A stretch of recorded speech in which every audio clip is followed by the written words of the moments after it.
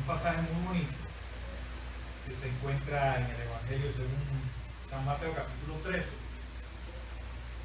del 1 al 9, y que fue titulada Parábola del Sembrado. Vamos a hablar de la siguiente. ¿Amén? Aquel día salió Jesús de la casa y se sentó junto al mar. Se le juntó mucha gente y entrando él en la barca se sentó y toda la gente estaba en la playa. Y les habló muchas cosas por parábolas diciendo: he aquí, el sembrador salió a sembrar. Y mientras sembraba, parte de la semilla cayó junto al camino y vinieron las aves y la comieron. Parte cayó en pedregales donde no había mucha tierra y brotó pronto porque no tenía profundidad de tierra. Pero salido el sol se quemó y porque no tenía raíz se secó. Y parte cayó junto a espinos y los espinos crecieron y la ahogaron. Pero parte cayó en buena tierra y dio fruto, cual al 100, cual al 60 y cual al 30 por uno. El que tiene oídos para oír, oír. Padre bendito, en el nombre de Jesucristo te alabo y te doy infinitas gracias, Señor, por esta mañana, por estar aquí con mis hermanos, Señor, para compartir tu palabra que nos anima en medio de estos tiempos, tu palabra que es como bálsamo que cura nuestras heridas. Y te ruego, Padre, que sea tu Espíritu Santo el que haga germinar esa palabra en nuestros corazones y que salgamos de aquí, Señor, con mucho ánimo, con mucho deseo de servir, de hablar de ti, Señor. Y así en Jesucristo te lo ruego. Amén, amén, amén. Bueno, no sé si alguna vez usted ha sido testigo o ha participado de alguna controversia. Y ahora que están los debates de los candidatos, hay mucha controversia. Y a veces, bueno, pues se dicen cosas que no están bien, ¿verdad? Allá en Cuba había un programa que se llamaba Palmas y Cañas. ¿Recuerdan de Palmas y Cañas? Y había dos señores que entraban en controversia, eran repentistas, y ellos entraban en controversia, pero lo hacían siempre con humor, y al final eran, aunque parecía que se estaban peleando allí en la escena, eran muy buenos amigos. ¿Qué hablar entonces de las controversias en torno a la interpretación de la Escritura? La historia de la iglesia es una historia de controversias. De controversias que a veces han traído cosas buenas, desarrollo en la fe, pero también que han traído cosas malas. Cuando nosotros leemos el capítulo 12 completico, y ahí tienen su Biblia, del Evangelio según Mateo, o sea, el capítulo que antecede la parábola del sembrador, nosotros nos damos cuenta que están llenos de controversia. Ahí Jesús está llevando el Evangelio, la buena noticia del reino, a aquel pueblo, aquella gente, aquellos religiosos, y está obrando y rompiendo estereotipos y cosas que están establecidas por la religión como institución. Y eso a muchos no les gusta y genera mucha controversia. Dice que en el capítulo 12, por ejemplo, dice así: en aquel tiempo iba Jesús por los sembrados en día de reposo. Y el judío guardaba celosamente ese día para adorar a su Dios y no se podía hacer ninguna labor. Y continúa diciendo: y sus discípulos tuvieron hambre y comenzaron a arrancar espigas y a comer. Viéndolo los fariseos le dijeron: he aquí, tus discípulos hacen lo que no es lícito hacer en día de reposo. Y vuelvo y repito, el día de reposo era la institución más importante que ellos habían creado como religión. Pero él les dijo: ¿no habéis leído lo que hizo David cuando él y los que con él tuvieron hambre, cómo entró en la casa de Dios y cómo comió los panes de la proposición, que no les era lícito comer ni a él ni a los que con él estaban, sino solamente a los sacerdotes. ¿O no habéis leído en la ley como en el día de reposo los sacerdotes en el templo profanan el día de reposo y son sin culpa? Pues os digo que uno mayor que el templo está aquí. Y si supieses qué significa misericordia quiero y no sacrificio, no condenarías a los inocentes. Dígame si no hay controversia ahí. Esas son las palabras de Jesús, no son las palabras de Pedro ni de Pablo, son las palabras de nuestro Señor, lidiando con la institución religiosa. También aconteció allí, no fue solo Jesús el que tuvo que sufrir todas esas críticas, sino también sus discípulos por seguir a Jesús. Dice aquí que en aquel día había uno que tenía seca una mano y le preguntaron a Jesús para poder acusarle: ¿es lícito sanar en el día de reposo? Y él le dijo: ¿qué hombre habrá de vosotros que tenga una oveja, y si ésta cayera en un hoyo en día de reposo, no le echa mano y la levanta? La van a dejar que se muera. Hipócrita. Pues cuánto más vale un hombre que una oveja. Por consiguiente es lícito hacer el bien en los días de reposo. Entonces dijo aquel hombre: extiende tu mano, y él la extendió y le fue restaurada, sana como la otra. Salidos los fariseos, tuvieron consejo contra Jesús para destruirlo. Miren todo lo que está trayendo Jesús con la buena noticia del reino, con sus obras de sanidad, con sus enseñanzas. Está cuestionando todo ese montaje religioso que no llega al corazón de la gente y del pueblo, porque la gente necesita una fe viva. Eso es lo que venimos aquí, a encontrarnos con el Dios vivo y a vivir por Él con alegría de corazón. Sé que todo el capítulo 12 es una controversia con los escribas y los fariseos. Incluso en el 38 y 45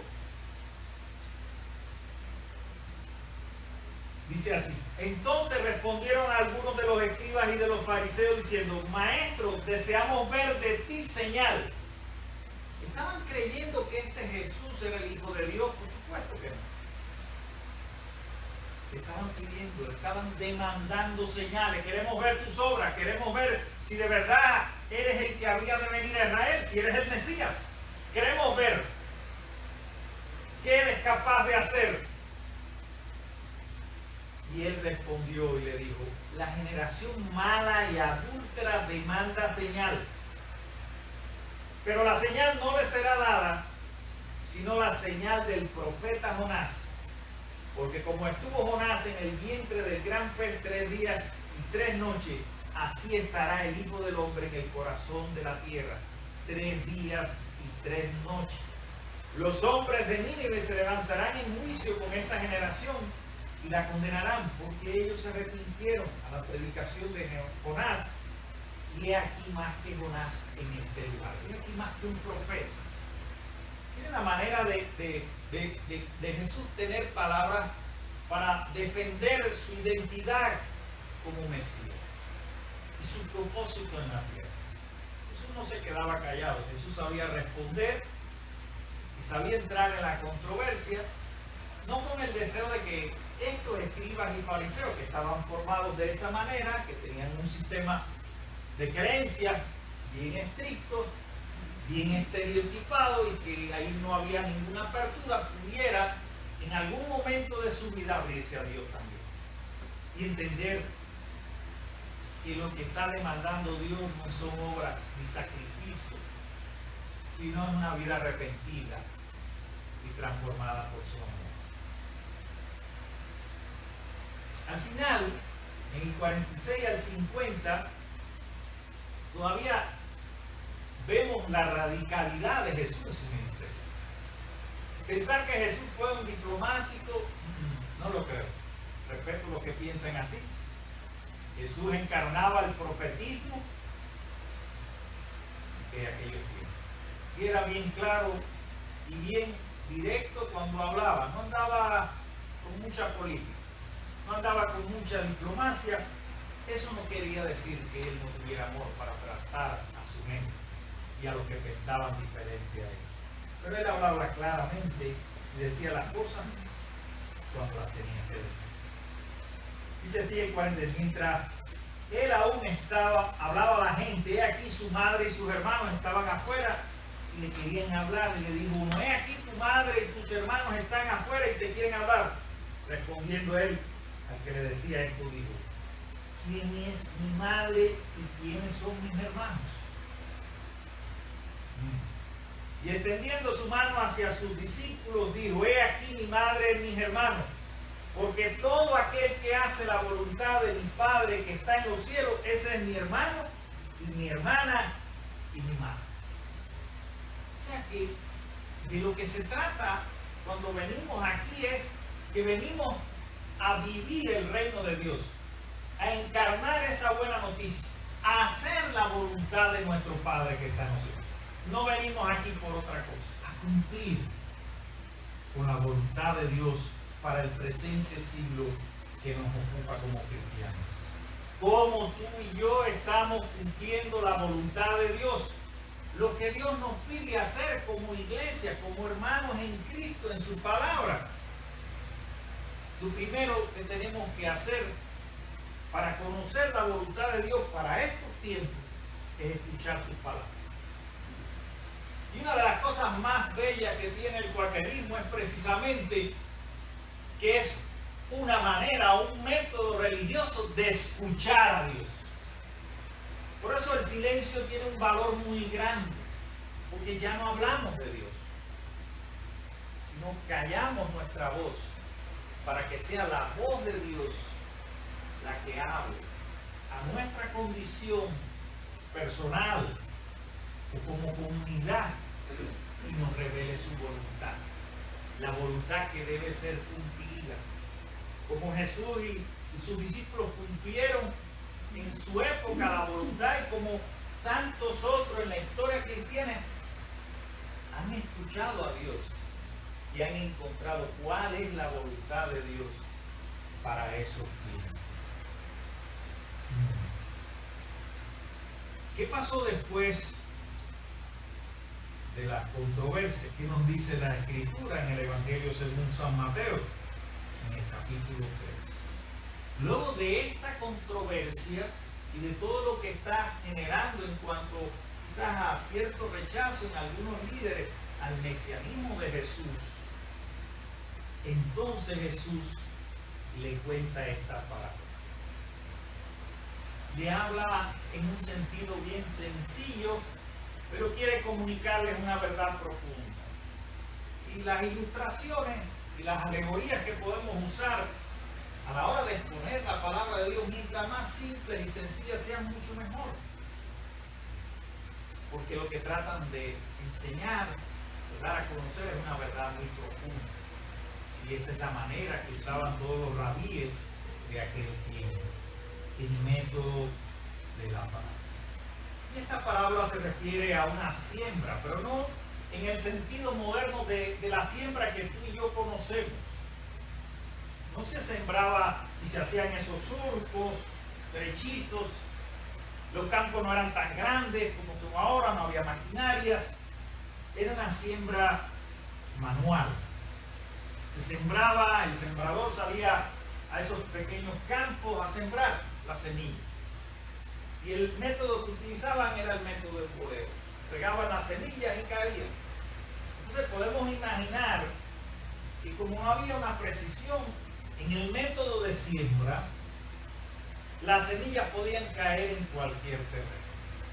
Eso es lo que nos está tratando de decir con esta enseñanza del Señor. Las semillas podían caer en el camino porque las mismas personas pasaban por los campos pisoteaban el terreno y cualquier ave pudiera llegar allí en un momento determinado y ver la semilla en la superficie y llevársela y comerse. O podíamos también pensar que esa área del terreno tenía una capa vegetal y debajo de la capa vegetal habían piedras. Por eso nos habla de la semilla que cayó sobre piedra. Y también alrededor de esos campos había mucha vegetación. En Cuba le llamamos el marabú. El marabú, que aunque usted, y hubo un periodo de tiempo, hace un tiempo acá, que se arrendaban los terrenos. Y entonces se le daba a las personas arrendados esos terrenos. Y ellos arrancaban todo el marabú, todo lo que habían dejado perder. El marabú es una planta bien espinosa. Y entonces, si tú no lo arrancas bien de raíz, cuando tú siembras, esa semilla, esa raíz, vuelve a brotar del marabú y termina por arruinar todo lo que pretende cosechar. O sea, esta era una manera de sembrar que se usaba en la Palestina del siglo I. Y Jesús más adelante explica el propósito de la parábola y explica cuál es el significado que hay escondido en ella. Y hay algunos elementos que es muy importante que nosotros entendamos. Uno tiene que ver con el terreno. La semilla es la palabra de Dios. Entonces el terreno somos nosotros, tú y yo somos terreno de Dios. Y Dios a través de la palabra, si la escuchamos, está sembrando esa semilla. Y por supuesto que necesita obreros que sean portadores de ese mensaje en medio de estos tiempos. Que llenen sus alforjas de la palabra de Dios y que salgan a los campos a sembrar su semilla. Porque esa es la voluntad de Dios. Por eso la pregunta al principio fue cómo la iglesia de los amigos, cómo tú y yo estamos cumpliendo con la voluntad de Dios de sembrar la semilla de vida a Jesucristo en el corazón de la humanidad. ¿Cómo lo estamos cumpliendo? ¿Cómo lo estamos llevando adelante en medio de estos tiempos? Bueno, pues algo se está haciendo. No les tengo malas noticias. Aunque pensemos que la iglesia está diezmada por la situación que está aconteciendo en estos momentos, pues lo bueno es que esa semilla ahora puede volar millones de millas a través de los medios de comunicación, de las redes sociales, y esa semilla de vida ahora mismo está siendo sembrada en el corazón de aquellos que con amor y con hambre de Dios vienen a escuchar su palabra. Y eso nos debe hacer sentir muy felices, ¿verdad? Quizás los métodos de siembra de la palabra de Dios, del evangelio de Dios, cambien. De verdad que cambian con el tiempo. Son diferentes. Ahora vivimos en otra realidad. Ahora, les digo algo, mis queridos hermanos. El mundo cambia acorde a las necesidades de los jóvenes. Nos guste o no. El mundo va a ser como los jóvenes quieren que sea. Créanme que va a ser así, siempre ha sido así. Los que cambian la historia son las juventudes, las necesidades, sus preocupaciones, sus inquietudes que los muevan, que los movilizan a nuevos proyectos y a transformar el mundo en que vivimos. Y el mundo en que vivimos hoy es un mundo virtual. Así que tenemos que aprovechar esta bendición que Dios nos está dando. Antes tenía que salir el sembrador de la palabra de Dios a caminar millas. Recuerdo cuando salíamos allá en las calabazas a sembrar la palabra de Dios. Mi hermano Giovanni y yo caminábamos casa por casa. Ese era un buen método, nos alegraba mucho el corazón y llevar la palabra a aquellas vidas. Algunos nos recibían, algunos nos brindaban café, otros escuchaban y se entregaban a Cristo, otros no. Pero nosotros lo hacíamos con alegría, con la certeza de que algún día esa semilla iba a germinar. Esa semilla iba a dar fruto. Y es muy importante porque piense que si uno se pone a pensar en la parábola y analizarla, en el contexto agrícola de aquella región, un campesino sabía que al sembrar todas esas cosas que están escribiendo la parábola podía pasar. Que la semilla podía caer en el camino y que se la llevaran a usar. Que la semilla caía donde había piedra y no echaba raíces. Que la semilla caía donde quizás brotaban las espinas y podía morir. El labrador sabía eso. Y la pregunta es ¿por qué entonces, si sabía todas esas dificultades que podían haber en la siembra, seguía sembrando de la misma manera?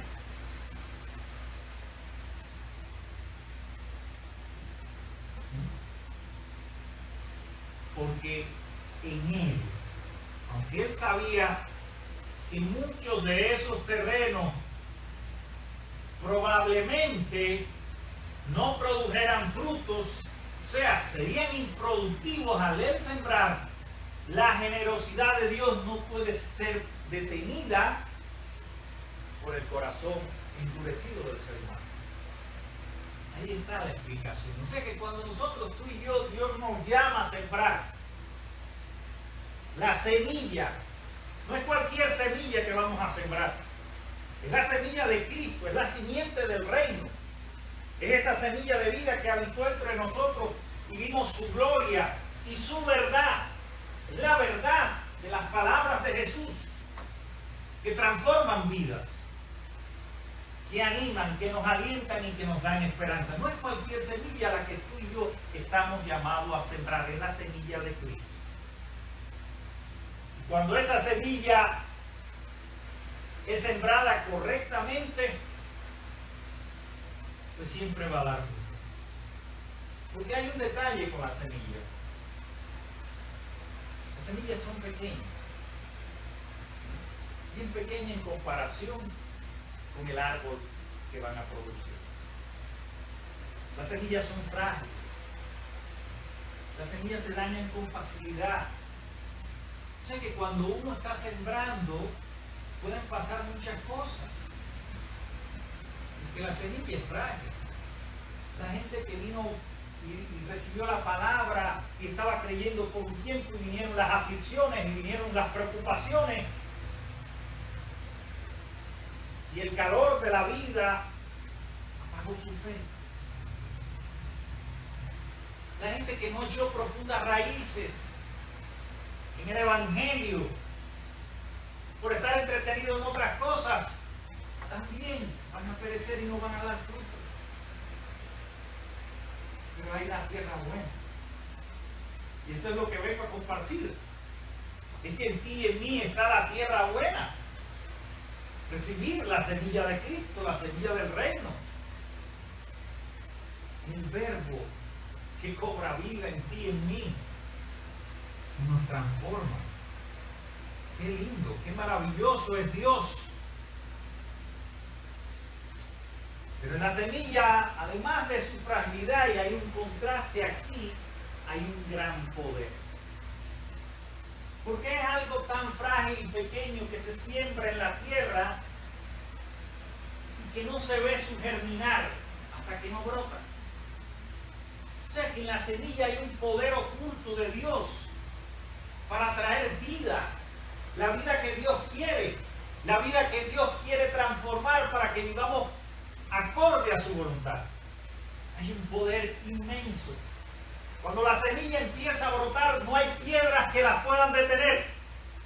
Ella sale y rompe, buscando la luz del sol, y se abre paso, aunque el terreno sea penagroso. Se me olvidó la palabra, ¿cómo se dice? Pedregoso. Aunque el terreno sea pedregoso, ella busca el paso. Busca el paso y se abre a la vida. Así es la palabra de Dios. Puede haber corazones endurecidos. Puede haber muchas cosas que han pasado en nuestra vida. Puede que el terreno nuestro no esté totalmente listo. Pero la semilla tiene un poder intrínseco, el poder del Espíritu de Dios, que nace para vida. Y eso es muy importante que tú y yo lo entendamos. Pensemos en todos esos grandes misioneros. Muchos de ellos murieron por el Evangelio. Sembrando la semilla, regando la semilla, cultivando. Y no se cansaban, no se desanimaban. Y el problema es que cuando estamos sembrando, vienen todos esos tropiezos a la vida del sembrador, vienen todos esos obstáculos. Y muchas veces desistimos del propósito que Dios nos ha dado como iglesia. Y hacer discípulos en mi nombre. Ese es el gran mandato, la gran comisión. Si una iglesia no cumple eso, si tú y yo no lo cumplimos, desde nuestra experiencia, no tenemos que ser grandes conocedores de la palabra ni estudiar en un gran seminario para decirle a alguien Dios te ama. Para ir a una persona que está enferma y hacer una oración. Cuando haces eso, estás sembrando semillas de esperanza. Y esas semillas tarde o temprano van a dar frutos. Y mucha gente y muchos predicadores no han parado de sembrar, lo han hecho con mucha generosidad en las selvas, en los lugares más remotos de la tierra, en los barrios suburbanos de este país. Recuerdo aquella película La Cruz y el Puñal, Nicky Cruz, el gran predicador que se convirtió en un pandillero de Nueva York. Los Mao Mao y los Panteras. Nunca se me va a olvidar esa película. Recuerdo cuando Ramón estaba allá de pastor en Puerto Padre y la pusieron allá y todos los jóvenes la vimos y lloramos al ver que esa semilla, Jesucristo, había cambiado el corazón de un delincuente, de un asesino, y lo convirtió en un pastor. Pasados los años, voy a La Habana con mi hermano y me encuentro allí en un ministerio de restauración en La Habana y pregunto quién es el fundador y me dicen es Nicky Cruz. Semillas de vida que seguían floreciendo más allá de las fronteras de este país, que salieron desde Nueva York con David Wilkerson sembrando esa semilla en el corazón de los pandilleros que se mataban entre sí por disputas de territorios y cosas, y vendían drogas y hacían todas las cosas malas que podemos imaginar. Allí estaba el sembrador que no desistía, que no había nada ni nadie que lo pudiera detener, porque esa semilla, y eso es fe, esa semilla, tarde o temprano, germinaría y traería arrepentimiento en la vida. La frustración del sembrador viene cuando solo se enfoca en el resultado y no disfruta de la siembra. Por eso, cuando salimos a sembrar, no debemos pensar en que va a haber una gran cosecha. Quizás ninguno de nosotros veamos la gran cosecha del reino. ¿Quién sabe? Y mucha gente se atormenta. Oh, pero si predicas y predicas y solo hay 10 personas, no importa. Tarde o temprano la semilla va a brotar. Tarde o temprano Dios va a obrar escondidamente. Tú y yo no lo vamos a ver, pero Dios sigue obrando. Dios sigue sacando, quitando las piedras del camino para que su palabra sea predicada, para que su evangelio siga creciendo en la tierra. Dios va a traer una gran cosecha. ¿Qué campesino va a sembrar que no tenga la fe de que lo que siembra va a ser cosechado? ¿Algunos de ustedes sembrarían algo con la poca fe de que nunca va a dar fruto? No. Todo el que siembra con amor, recoge con amor. ¿Qué es lo que tú y yo estamos sembrando en el corazón de la gente? Cuando llegamos aquí al templo, que llegamos con nuestras alforjas llenas de semillas buenas y malas, y recibimos la palabra, y abrimos nuestros corazones a la voz de Dios, y Dios nos está llamando. Cuando salimos de esa puerta hacia afuera, ¿cuáles son las semillas que llevamos? ¿Cuáles son las semillas que compartimos? ¿Cuáles son nuestras palabras y nuestras actitudes que hablan por sí solas de esa semilla de vida que sigue dando fruto de arrepentimiento?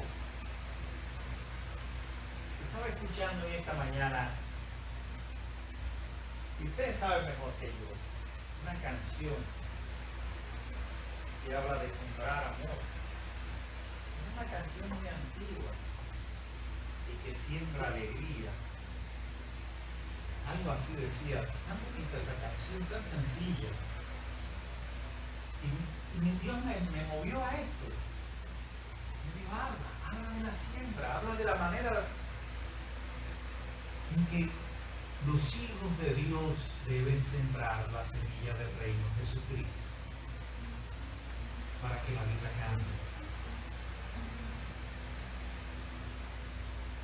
Y otro que nos dice la parábola tiene que ver con los resultados. Y la gente se afana mucho por esto, pero vuelvo y repito, es Dios el que da el crecimiento. Hay una parte en la palabra que dice Apolo regó, fulano sembró, pero el crecimiento lo da aquí, Dios. Todos los que pasan por aquí son sembradores. Y todos los que salen al mundo a hablar de Dios son sembradores. No hay diferencia, uno lo hace desde el púlpito, otro lo hacen en los hospitales. Son sembradores. ¿Qué está sembrando? ¿Controversia? No. Eso lo hacían los escribas y los fariseos. Los hijos del reino de Dios siembran el amor de Cristo para traer alegría y esperanza a un mundo perdido. Eso es lo que siembra un hijo de Dios. Alegría, esperanza, vida, amor. ¿Cómo se mide la cosecha en esta parábola? Y lo último que voy a tratar.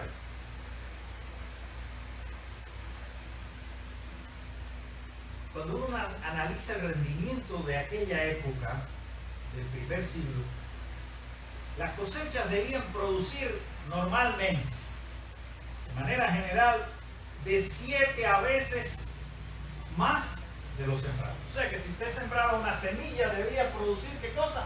7 o 10. Sin embargo, fíjense lo interesante en la parábola, que cuando está explicando eso nos dice de 30, de 10, de 30, 60 y hasta 100. O sea que la cosecha del reino es una cosecha abundante. Y lo único que necesita Dios, porque Él tiene todos los aperos agrícolas para llevar adelante su reino. Y nada en la historia puede detener eso. Han intentado destruir la iglesia, han intentado socavar los valores de la religión cristiana, han hecho de todo en la historia humana, pero no han podido parar el evangelio. En Cuba hubo un tiempo que fue ilícito predicar la palabra. Lo fue, como lo ha sido en muchos países de este mundo. Pero la semilla estaba allí escondida en el corazón y la gente allí adoraba en su casa, con su familia, escondida, no importa. La semilla seguía dando fruto, el poder oculto de Dios, de su espíritu orando por el terreno que no vemos. Y parecía que iban a acabar con la iglesia. La religión es el opio de los pueblos, la declaración de Carlos Marx. Oh, ustedes vienen aquí a que los duerman con la religión y no van a transformar el mundo y hacer revoluciones sociales. Esa era la proclama marxista, que mucha gente incluso ha creído, lamentablemente, pero que tanto ha traído de problemas, ¿verdad? Pero lo que les quiero decir es que Dios en medio de este tiempo tiene preparada una gran cosecha para ti y para mí. Cosechas de vida, frutos de alegría, de gozo, de esperanza, de bendición, de prosperidad para nosotros, para nuestra familia y para esta iglesia. El Espíritu Santo me está moviendo a decir todas estas cosas. Hay una cosecha del reino. Y aunque muchos puedan tratar de pisotear la semilla, ella va a brotar. Ella va a dar vida. Ella va a traer esperanza. No estemos desanimados ni tristes. Estemos con los corazones dispuestos. recibir a Jesucristo en nuestra vida, vivir por su amor, en salir a los campos que ya están blancos para la siega, están frente a nosotros, los puedo ver. La gente tiene mucha hambre y necesidad de Dios, hoy más que nunca. Y la religión cristiana, nuestra iglesia, tiene que romper con todos esos dogmas y esos estereotipos, como lo hizo Jesús, y enfocarnos en su voluntad para este tiempo. ¿Qué semilla llevas? En tus alforjas, cuando sales de la iglesia, sales al campo de la vida. ¿Cómo estás desarrollando tu siembra? No pierdas el ánimo. Si por algún momento no ves que la cosecha llega, que el fruto no es inmediato, que pareciera que nuestros esfuerzos son en vano, no pierdas la fe, no pierdas el ánimo. Dios está con nosotros. Nada ni nadie puede detener la proclamación del Evangelio de Jesucristo. Dios solo necesita obreros fieles que escuchen con atención su palabra y que la pongan por obra, que obedezcan en sus corazones el llamado de Jesucristo a llevar y a regar esa semilla por los campos, y que esa siembra sea abundante y generosa, que esa siembra sea con el amor y la alegría que viene de Dios. Y a su tiempo, al tiempo de Dios, la gran cosecha vendrá. Y sabremos que estas palabras que hoy se están predicando aquí son palabras que vienen inspiradas por Dios. Que Dios los bendiga en esta mañana. Y que salgamos de aquí llenas nuestras alforjas por la palabra de vida de Jesucristo, para sembrar aún en corazones de madres, porque aún allí la semilla de vida traerá fe y esperanza al corazón humano. Que Dios le bendiga. Amén. El Señor